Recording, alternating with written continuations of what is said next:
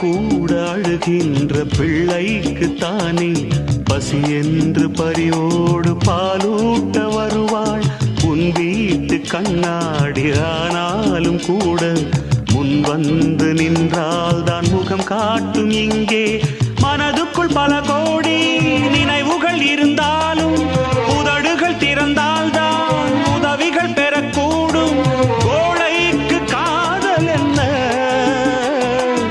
ஊமைக்கு பாடல் என்ன? ஓ